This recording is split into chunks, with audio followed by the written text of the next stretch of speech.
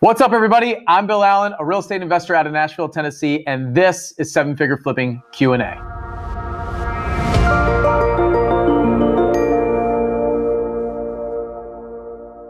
All right, we got a question that just came in, and it says, I'm working on my second flip right now. Do I need an LLC? So, this is a great question because this was me when I started flipping houses. The first one that I did in my personal name. The second one I did in my personal name, and then I created a business after that. So let me give you my advice, like what I think. So number one, there's a professional out there that can give you some great advice, but here's mine. So one is liability that you're thinking about with an entity, and the other is tax purposes. So there's two different reasons why you might bring an entity into the equation. So an LLC, a partnership, a C corporation, all that, S corporation, all of those different things that are going to confuse you potentially to get started. So if you're working on your second flip and you're asking this question, you likely already did one in your personal name because you don't have an LLC, right? Now, if you're sitting there going, well, this is my first flip, which one should I do?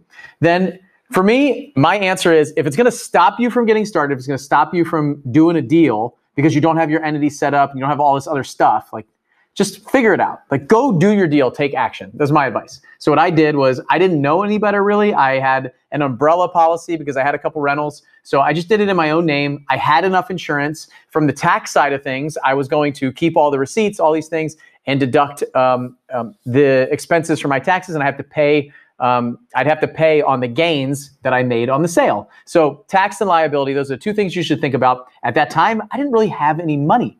I didn't have a ton of assets. So if somebody's going to sue me, I don't know what they were going to go after. I really didn't have anything. So I wasn't overly concerned about it.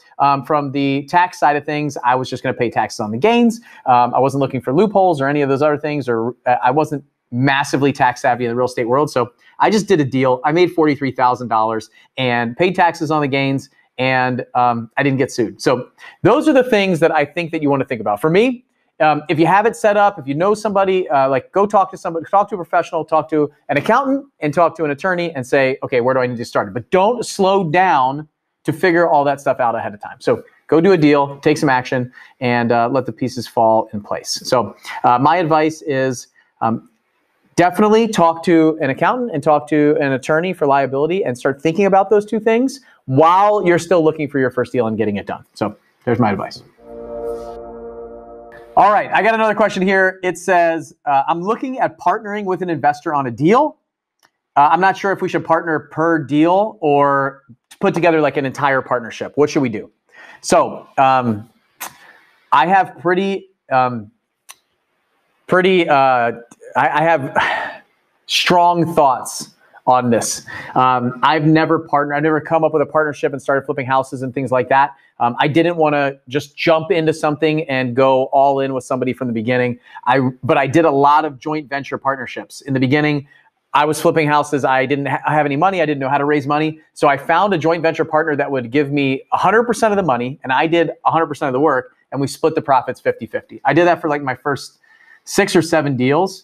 And then I figured out how to raise money. I got really good at that, and I didn't need that money partner anymore. So I did it per deal. We did a per deal structure. We didn't create our own business. We didn't split everything 50-50. And I'm glad we didn't, because over time I outgrew that partner, and potentially that partner could have outgrown me, or it might not work out. So if you do it on a deal by deal basis in the beginning, what you do is you figure out who brings what to the equation. Does it make sense? And it's an easy split down the road if it doesn't work out. So 100%, I guarantee something is going to happen. There's going to be some reason why it does and doesn't work. There's going to be some animosity in any partnership. There's going to be a push and pull. So I will say, with everything that I have, do it on a deal by deal basis from the beginning. And then maybe if it works out and it's great, you can form a partnership together. Try it out, test drive it before you own it. Thank you so much for watching. I hope you guys got a ton of value from this episode, and we have lots of other episodes just like this on our YouTube channel. So make sure that you subscribe, you hit the bell, you get notifications every time we drop a new video. Follow us on social media, Seven Figure Flipping, anywhere that you can find us, Instagram, Facebook, TikTok even, all these different places. So follow us, hang out with us, come to some of our events, ask us questions in the description. There's a link that you can click where you can submit your questions for us, and we'll answer them right here. So all the questions we're answering right now are coming from people just like you. So ask your question, get it answered on the next episode. I'll see you guys soon. Bye.